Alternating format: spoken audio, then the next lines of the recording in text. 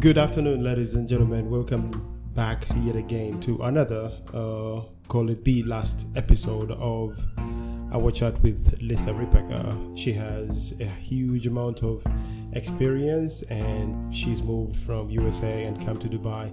You who's listening in for the first time, please go back if you missed out on all that information and check out our first episode of our chat with Lisa Ripperger. And for those of you who are returning, I would like to thank you very much. Do not stop spreading the word. We have talked about so far the emotional connections that are created through language learning or songs, living around your parents, or encouraging literacy learning, and every other thing that you've been talking about.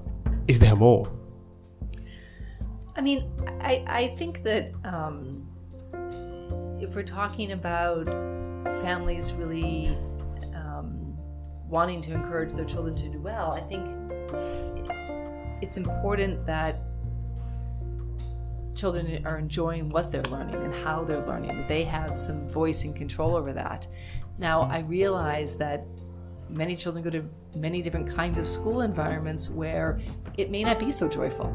It may not be so playful. Like, my ideal school situation isn't necessarily what all children's around the world, what all children's school opportunities are. But I tend to think that most children really love, and I've seen this in traveling around the world, most children really love to be part of a school environment, a school community. I've seen this in schools that I've, spent short periods of time volunteering. And there was a school many years ago that I spent time volunteering in Guatemala, right, where there were more than 70 children in classrooms. And those kids were very happy with that school situation. They didn't know any other structure, any other kind of school design. So certainly I could come from a place like New York where I've seen schools look very differently. And if I'm not really careful, I might think that their school environment is lacking in so many ways. But those children are really excited to come to school every day. So what are ways in which their families could encourage them to do even better than they are is really just to kind of prioritize that the learning that's happening there is an important value. It's an important part of that child's time. So if there are demands that are sometimes put on young children in terms of working as a young child for the family versus going to school, I think prioritizing that the learning the child can do is going to help the family in the long run more than that young child going between working for the family and going to school. First of all, you were in Guatemala. Yeah, I made multiple trips to Guatemala. It's a country I really love. What are your fond memories of Guatemala? It's a beautiful country. Yeah. My first trip to Guatemala, I think, was in 1997. Yeah. And I think the most recent trip was probably 2015 or so. But it's just a very beautiful country where the indigenous people still live in really vibrant and rich, connected ways inside the community. It's a country with deep rainforests and volcanoes and a lot of sustainable practices that are part of the indigenous life. Like a lot of the way that they farm are still very, historically and continue to be very sustainable ways of growing their vegetables together. I just think it's a beautiful country. Going back in 1997 when you went there for the first time, and 2015, which is your latest trip, I'm thinking you're gonna go back again in the future for sure. But 1997, did you go there as a teacher or you? So in 1997, when I went, it was 3 months after the end of a 30-year civil war. They had been in a civil war. Yeah. For 30 years. Yeah. In Guatemala. Yeah. And I went 3 months after that civil war had ended. Wow. So there were not many travelers, or not many tourists, or not many North Americans who were coming. Weren't you skeptical? At the time, I was unaware. I sometimes think the best things in life are just being unaware. Yeah. I became aware once I got there that it was a tricky political situation. Yeah. But the people were incredibly generous. I lived with a family for 5 weeks. So I went in a Spanish immersion. So I went to study Spanish. And I went to study in a immersion program. So it was incredible. You spend half a day one-on-one with a teacher. Yeah. And then the other half a day was time on your own. So that's when I started doing different volunteer projects. Like I volunteered in a women's prison for a little while. I volunteered in this school. But I lived with a family. Yeah. So you ate meals with the family. They got a small income stream from the fact that you were living with them. But it was so much richer to live with the family. They didn't speak any English. Yeah. Than if I had stayed in a dormitory with a lot of other Americans and Europeans and not would have been around as much Spanish language. So through that, I did spend some weekends traveling around the country, and I discovered what I think is the most beautiful place in the world is a freshwater lake that's surrounded by 2 volcanoes called Lago de Atitlan or Lake Atitlan. Yeah. And I have seen that the surrounding area on the lake change and develop over time. But it still has a lot of the essence that it did in the late 90s. There's no continuous road around the lake. You have to take a bus to one town and you get in a boat, a little motorboat, and you go to these different villages or pueblos, and part of the lake you can get around in a tuk-tuk. Yeah. That must be beautiful, isn't it? It is beautiful. Yeah. But mostly, I do a lot of swimming in the lake, kayaking in the lake, a lot of yoga type, a lot of yogis have found this space. It's very spiritual. Yeah. It feels like a very spiritual space. Yeah. And so many people who love yoga and love nature have gone there. And so there's lots of opportunities to do yoga and hike. There's some great hikes. So those are the kinds of things I really love to do. And food is really simple and delicious. Yeah. And you can go to sleep early under the stars and just peaceful, and there's no televisions. There's Wi-Fi, right? Yeah. So that's changed. Well, wait. No Wi-Fi in 1997 for sure. And there was no Wi-Fi. 1997. Right, no cell phones. We weren't walking around with that. So yeah. I can remember calling and speaking to my brother in a booth? It was a booth. Yeah. It must have been there's probably an internet cafe. Yeah. I loved internet cafes, by the way. I was so disappointed when I started traveling and realized that there were no internet cafes anymore. Right? Yeah. Those are such great community hubs when you travel internationally and you go to an internet cafe. And so there was a phone booth at this internet cafe probably, and I remember calling him and reporting back about my travel. Yeah. I miss that. I don't really like the fact that everyone can be so connected to each other.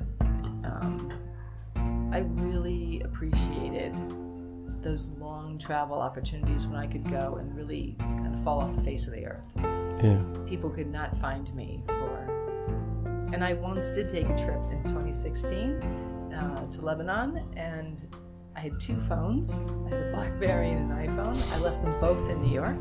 What? I went to Lebanon for 2 weeks, no phone. Wait, so you did not forget them? This was 2016. This wasn't that long ago. Oh, I intentionally left them behind. Wow. Because I knew that for me, what I really needed in that holiday was to be completely disconnected from all signs of information. So even if you have your phone with you, right, and you see text messages or now social media, whatever, but if I saw an email from a place that I frequented in New York, that would bring me back to my life in New York. And I didn't want any advertisements from a restaurant. No. I didn't want anything but to be present and So I would meet people in Beirut, randomly meeting people, and they would want to try to figure out how they were going to meet up with me.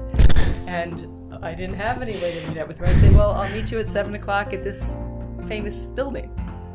And there you are. I have a watch, 7 o'clock, and there's a famous building, and we either meet or we don't meet. And if we don't meet, but the phones do too much. They do a lot. Like it's not anything. But you can get around without it.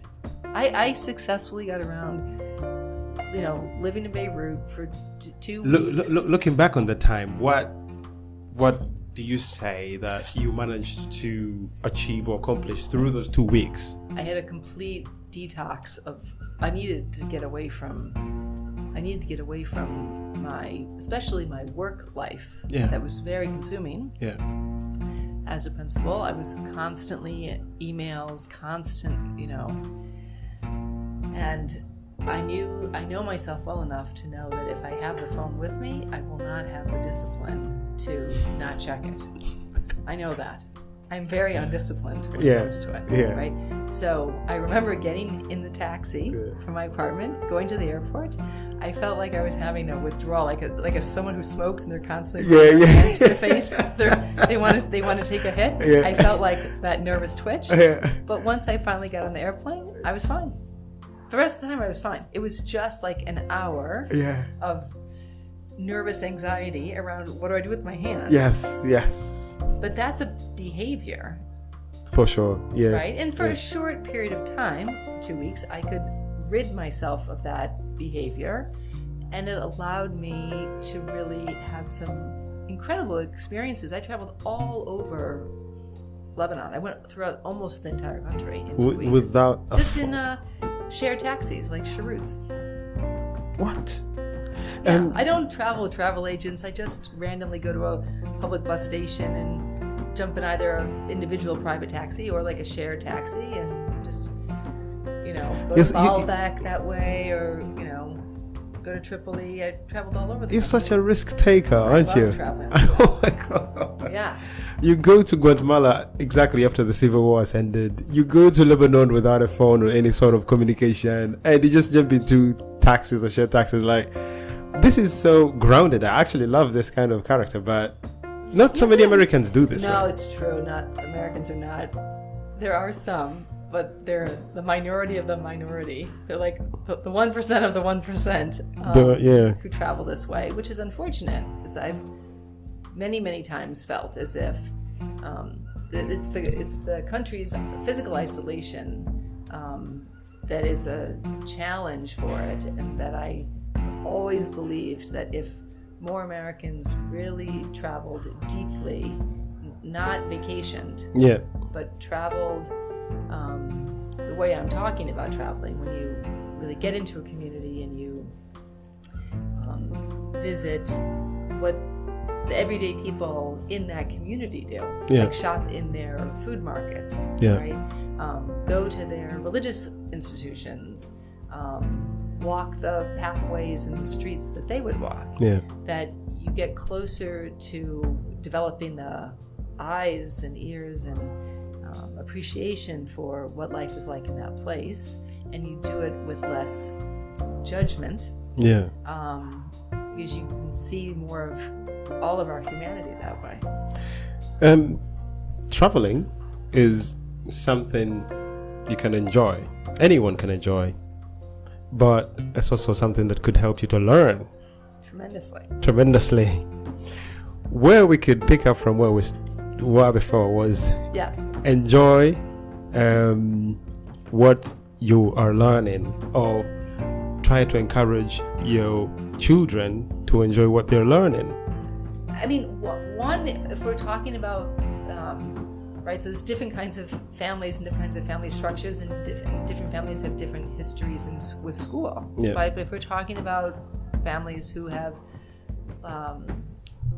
less experience themselves with school, or maybe even less positive experiences with school,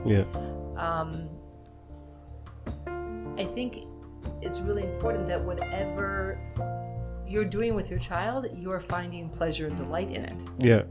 Right? So I see families here who they're really they might get books that are donated to them, for example, or they're going to libraries that or even coffee shops. Here at this place where we are right now at Tech Arc in Ulster Call Avenue, there's a sort of lending library that's here. Yeah. In this place particularly, it's not really geared for children, but it's here for adults. Yeah.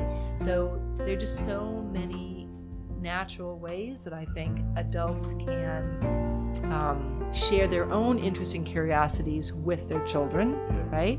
And whether those are teaching them something, that a particular skill that they have or that they value inside of their own life, I think that's how you inspire someone else to get excited and curious about learning something. Yeah. That in combination with really seeing what your child is interested in and getting enthusiastic and behind and supporting that child's interest. Yeah. Sometimes it's easy, I think, for us to see a child, especially if it's our own biological child, as a sort of miniature version of ourselves.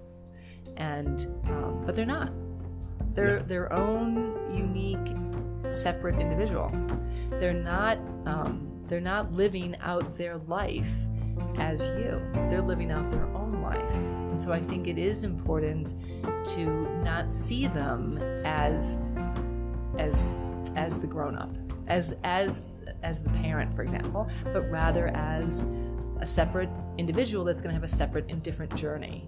And that the best thing we can do, whether as teachers and as parents who are teaching their children, is really to love unconditionally, right? To love their child, regardless of choices they make and decisions but always to love them. That's what loving them unconditionally means. Yeah. And to fully support their interests. Yeah. Their interests may be similar to your interests as a parent. They may be different. Possibly. But to get behind those curiosities and those interests, and sometimes where I see some struggle sometimes is families who are wanting their children to be a little bit more in a definition of what they would have hoped their child to be. I think that is where conflict happens between a parent and a child. Ultimately, it may not happen initially, but ultimately conflict will arise. And the conflict may take a few forms. It may be more ostensible and maybe grander, where you see the child pulling away. But not necessarily. Sometimes the conflict happens where the child kind of goes inward, and as the child is getting older, is increasingly more resentful of the fact that who they want to be and what they want to explore hasn't been valued. And maybe they never really actualize that, but they're still resentful of it, and that's still a form of conflict. Yes, definitely. Do children envision themselves as their parents? Pause. We're going to take a short break. Okay. And we're going to be back. Okay.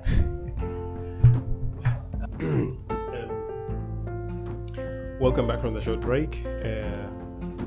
We're here again with the one and only Lisa Ripperger. I had problems pronouncing your name. No, you say it beautifully. Well, now, like 2 weeks ago, it was a totally different thing. It can be a tricky name. I just sat down for nights and practicing until I get it right. Fair enough. So we left off with a question. My question was coming from the idea or the thinking that parents shouldn't look at children as their mini them, but they should look at them as individuals. I don't think that children, personally, I don't think that children have that kind of mental capacity as, well, I don't know at what age they start looking at you as an individual, understanding that you have your own problems or whatever. But as children, should they not, or can they not look up to a parent and envision themselves as their own dad or mom? I think it depends a little bit on the child, actually. I think there are some children who have very strong identities for themselves, very strong, sort of their own sort of strong constitution. in a good way, where they see themselves as their own solid individual, and they're developing a really healthy ego, right? They're developing a healthy sense of who they are in the world. I think some of the reason for that, I think, has to do with a style of parenting that's really encouraged that freedom, encouraged that value and that independence.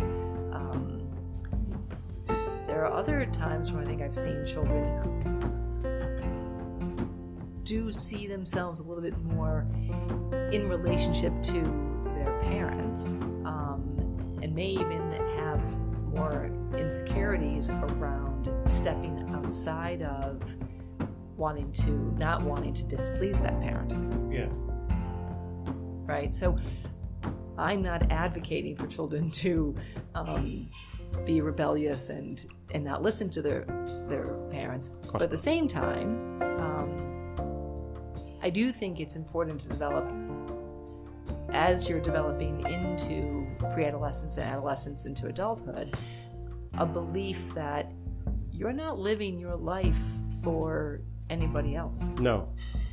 Right? No. That, I think, can be a stumbling block for some young people, where they're making decisions that are going to impact their life based on the fact that they want to please their parents, right? So we sometimes refer to those adults as like people pleasers. Right? People pleasers. People who are always trying to please somebody else. Yeah. Right? Yeah. So that didn't just happen. That happened as a result of the fact that you've been in a relationship. The first main relationship you have in life is through your parents. Yeah. Right? So if you've gotten strong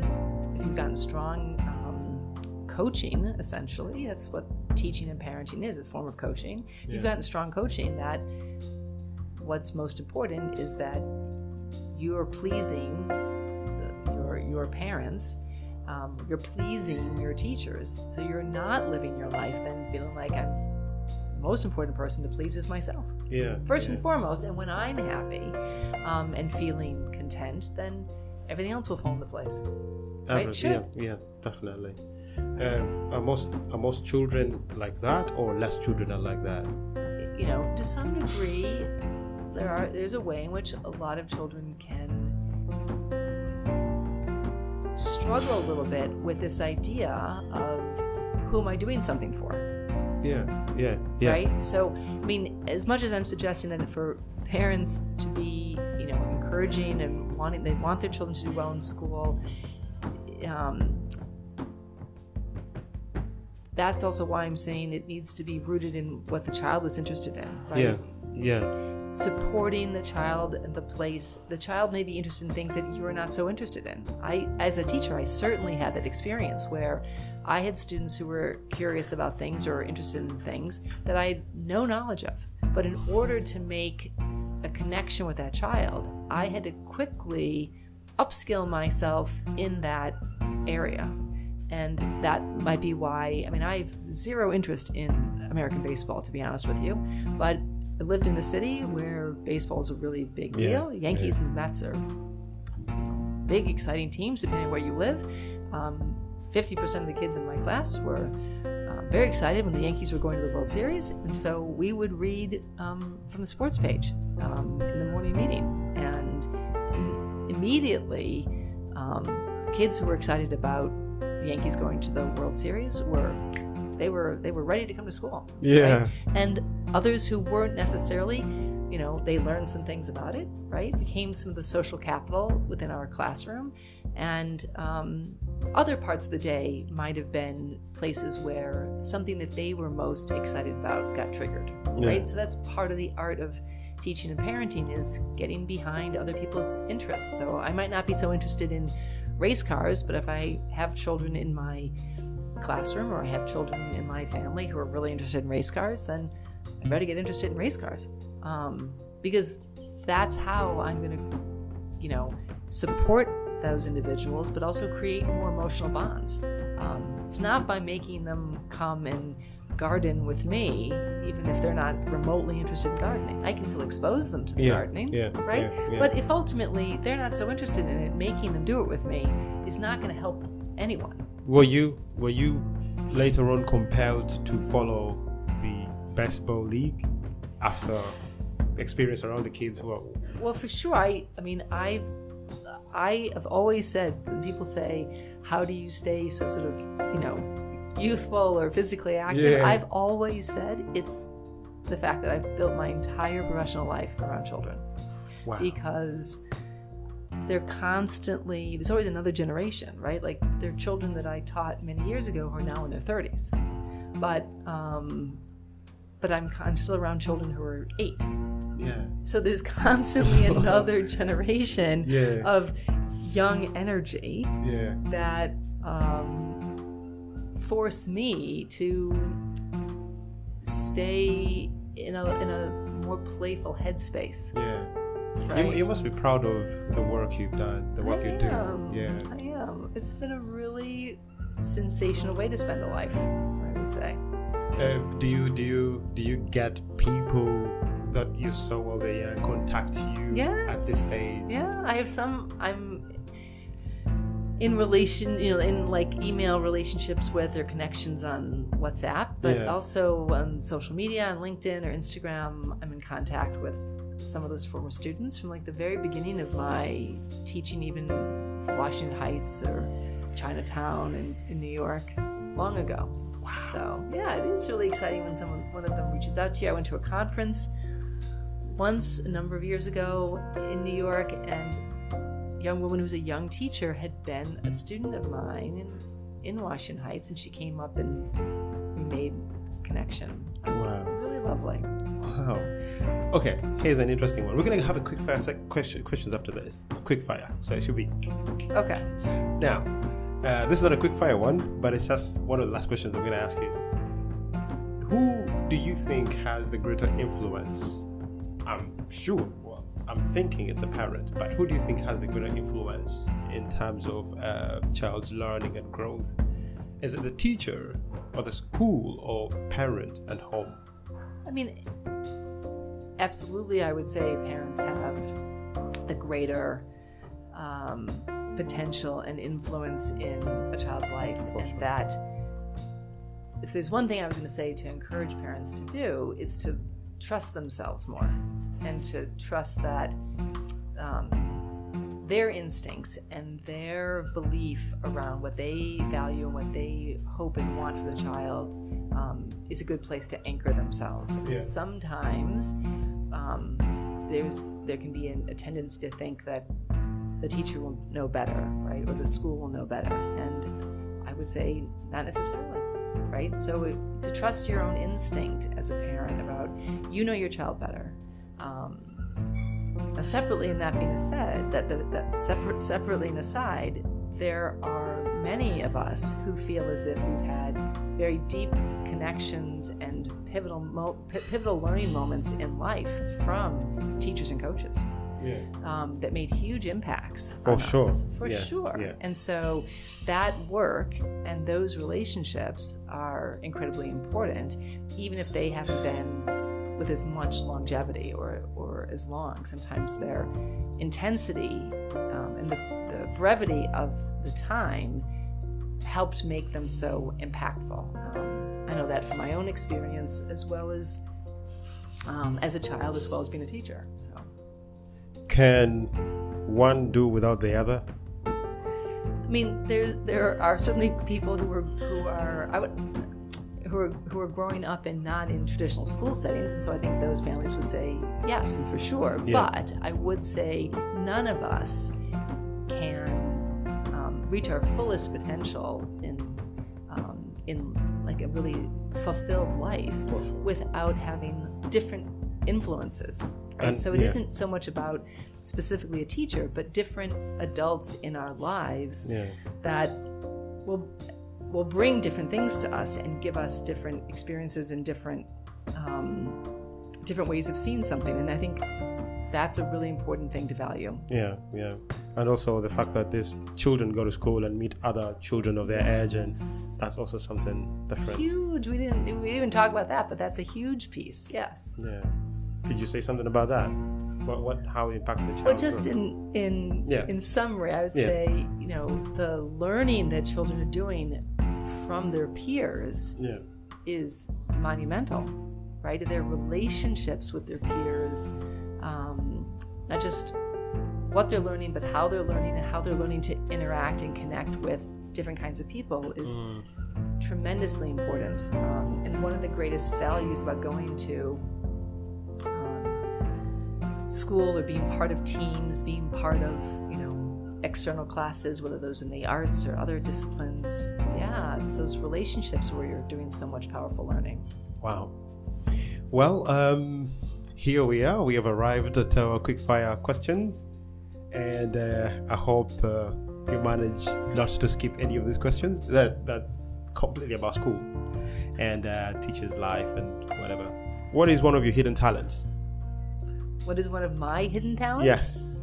Yeah, I would say overall a sort of talent is being athletic. I really enjoy a part of my life being around actively participating in sports and specifically swimming, but not exclusively. And right now I'm doing a lot of weight training and swimming and really loving both of those things. What are some pets you've owned or heard or would like to own? Quick one.